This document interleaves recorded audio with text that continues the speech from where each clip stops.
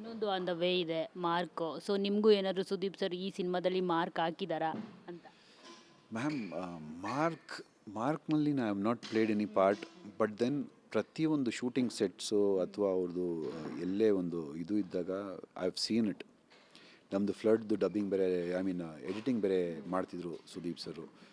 So ಆಗೆಲ್ಲ ನಾವು mark ಸೆಟ್ಗಳಿಗೆ ಹೋಗಿ ನೋಡಿದಾಗ ನನಗನ್ಸಿದ್ದು ಒಂದೇ, ಕನ್ನಡದಲ್ಲಿ ಒಂದು ಹಾಲಿವುಡ್ ಮೂವಿ ಮಾಡ್ತಾಯಿದ್ದಾರೆ ಅಂತಂದ್ಬಿಟ್ಟು. ಆ ಥರ ಒಂದು ಮಾಸ್ ಆಗಿದೆ. ನಾನು ಸೀರಿಯಸ್ ಆಗಿ ಹೇಳ್ತೀನಿ ಕೇಳಿ, ಈ ಸಿನಿಮಾ ನೋಡಿದ್ಮೇಲೆ ನೀವೇ ಹೇಳ್ತೀರಾ ಸುದೀಪ್ ಸರ್ ಒಂದು ಮಾಸ್ ಮಹಾರಾಜ ಆಗಿದ್ದಾರೆ ಅಂತಂದ್ಬಿಟ್ಟು. ಆ ರೇಂಜಿಗಿದೆ, ಆ ರೇಂಜಿಗೆ ಕಾಣಿಸ್ತಾರೆ. ಅವ್ರದ್ದು ಇಡೀ ಸಿನಿಮಾನಲ್ಲಿ ಮೇಕಪ್ ಹಾಕಿಲ್ಲ, ಅವರು ಮೇಕಪ್ ಇಲ್ದಿರ ಮಾಡಿರುವಂಥ ಸಿನಿಮಾ.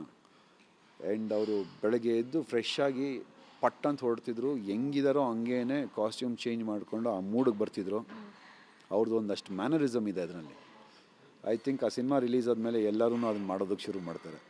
ಸೊ ಆ ಥರದ್ದೆಲ್ಲ ಒಂದಷ್ಟು ಇದೆ ಮಾರ್ಕಲ್ಲಿ. It's out and out mass cinema and out and out blockbuster cinema.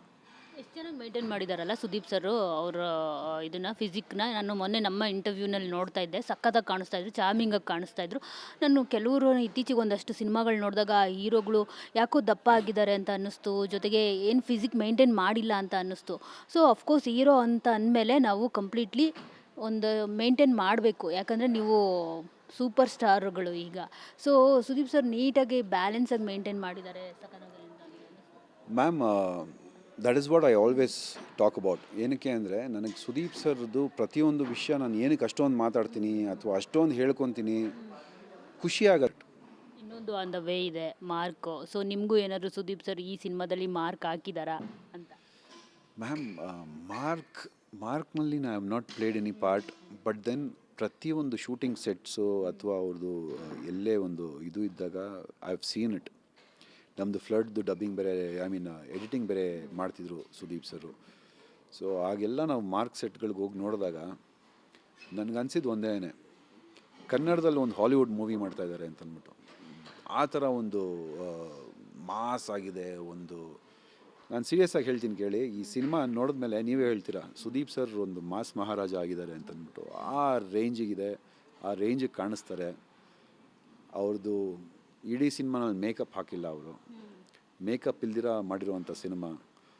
And ಅವರು ಬೆಳಗ್ಗೆ ಎದ್ದು ಫ್ರೆಶ್ ಆಗಿ ಪಟ್ಟಂತ ಹೊರಡ್ತಿದ್ರು, ಹೆಂಗಿದಾರೋ ಹಂಗೇ ಕಾಸ್ಟ್ಯೂಮ್ ಚೇಂಜ್ ಮಾಡಿಕೊಂಡು ಆ ಮೂಡಿಗೆ ಬರ್ತಿದ್ರು. ಅವ್ರದ್ದು ಒಂದಷ್ಟು ಮ್ಯಾನರಿಸಮ್ ಇದೆ ಅದರಲ್ಲಿ. ಐ ಥಿಂಕ್ ಆ ಸಿನಿಮಾ ರಿಲೀಸ್ ಆದಮೇಲೆ ಎಲ್ಲರೂ ಅದನ್ನು ಮಾಡೋದಕ್ಕೆ ಶುರು ಮಾಡ್ತಾರೆ. ಸೊ ಆ ಥರದ್ದೆಲ್ಲ ಒಂದಷ್ಟು ಇದೆ ಮಾರ್ಕಲ್ಲಿ. It's out and out mass cinema and out and out blockbuster cinema. ಎಷ್ಟು ಚೆನ್ನಾಗಿ ಮೇಂಟೈನ್ ಮಾಡಿದಾರಲ್ಲ ಸುದೀಪ್ ಸರು ಅವರ ಇದನ್ನು ಫಿಸಿಕ್ನ. ನಾನು ಮೊನ್ನೆ ನಮ್ಮ ಇಂಟರ್ವ್ಯೂನಲ್ಲಿ ನೋಡ್ತಾ ಇದ್ದೆ, ಸಕ್ಕತ್ತಾಗಿ ಕಾಣಿಸ್ತಾ ಇದ್ರು, ಚಾರ್ಮಿಂಗಾಗಿ ಕಾಣಿಸ್ತಾ ಇದ್ರು. ನಾನು ಕೆಲವರು ಇತ್ತೀಚೆಗೆ ಒಂದಷ್ಟು ಸಿನಿಮಾಗಳು ನೋಡಿದಾಗ ಹೀರೋಗಳು ಯಾಕೋ ದಪ್ಪ ಆಗಿದ್ದಾರೆ ಅಂತ ಅನ್ನಿಸ್ತು, ಜೊತೆಗೆ ಏನು ಫಿಸಿಕ್ ಮೇಂಟೈನ್ ಮಾಡಿಲ್ಲ ಅಂತ ಅನ್ನಿಸ್ತು. ಸೊ ಅಫ್ಕೋರ್ಸ್ ಹೀರೋ ಅಂತ ಅಂದಮೇಲೆ ನಾವು ಕಂಪ್ಲೀಟ್ಲಿ ಒಂದು ಮೇಂಟೈನ್ ಮಾಡಬೇಕು, ಯಾಕಂದರೆ ನೀವು ಸೂಪರ್ ಸ್ಟಾರ್ಗಳು ಈಗ.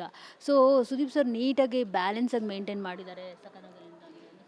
Ma'am, that is what I always talk about. ಏನಕ್ಕೆ ಅಂದರೆ ನನಗೆ ಸುದೀಪ್ ಸರ್ದು ಪ್ರತಿಯೊಂದು ವಿಷಯ ನಾನು ಏನಕ್ಕೆ ಅಷ್ಟೊಂದು ಮಾತಾಡ್ತೀನಿ ಅಥವಾ ಅಷ್ಟೊಂದು ಹೇಳ್ಕೊತೀನಿ, ಖುಷಿಯಾಗತ್ತೆ.